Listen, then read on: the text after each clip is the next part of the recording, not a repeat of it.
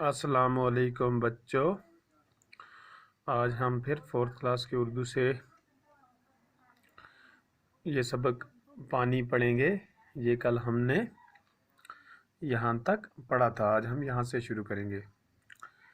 राजा, ये जो बारिश बरसती है कहाँ से आती है? अब ये राजा अपनी माँ से सवाल पूछता है कि माँ, ये जो बारिश बरसती है ये कहाँ से आती है? माँ, आसमान से। माँ कहती है आसमान से। खुशबू, क्या ये आसमान में मौजूद होती है?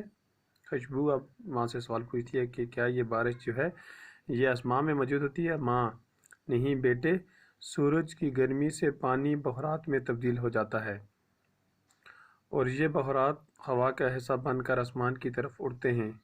फिज़ा में पहुंचकर वहाँ पहले से मौजूद गिर्द के ज़रों से मिलकर ये बहरात बादल बन जाते हैं। कहता है कि नहीं बेटा, सूरज की गर्मी से पानी जो हैं वो बहरात में तब्दील हो जाते हैं और ये बहरात हवा का हिस्सा बनकर आसमान की तरफ उड़ते हैं। फ़िज़ा में पहुंचकर, कहता है कि हवा में पहुंचकर ये जो है ये पहले से मौजूद गिर्द के ज़रों से मिलकर ये बहरात बादल बन जाते हैं। वहाँ पहुंचकर ये बादल बन जाते हैं। जब दर्जा हरारत कम हो जाता है तो ये बहरात फिर से पानी के कतरों में तब्दील हो जाते हैं। यही पानी के कतरे बारिश कहलाती है। कहता है कि जब दर्जा हरारत में कमी आती है तो ये पानी के कतरे जो हैं ये पानी के कतरों में तब्दील हो जाते हैं। यही पानी के कतरे बारिश कहलाते हैं। अगरचे दर्जा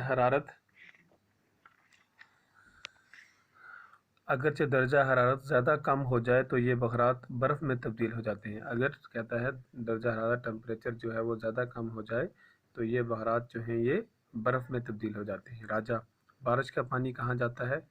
माँ, बारिश का पानी ज़मीन के अंदर जज़ब हो जाता है। माँ कहती है कि ये बारिश का पानी जो है ये ज़मीन के अंदर जज़ब हो जाता है। कुछ नदी नालों और दरियाओं से बहते हुए समुद्र में पहुँच जाता है। कुछ पानी नदी नालों में चला जाता है, दरियाओं में, फिर समुद्र में पहुँचता है। थोड़ा पानी झीलों में भी जमा हो जाता है। झील जो होती है उसमें भी थोड़ा सा पानी जमा हो जाता है। खुशबू, बर्फ़ कहाँ जाती है? अब खुशबू अपनी माँ से सवाल पूछती है कि माँ, बर्फ़ कहाँ जाती है? माँ, बर्फ़ सूरज की गर्मी से पिघलकर पानी की शक्ल अख्तियार करती है।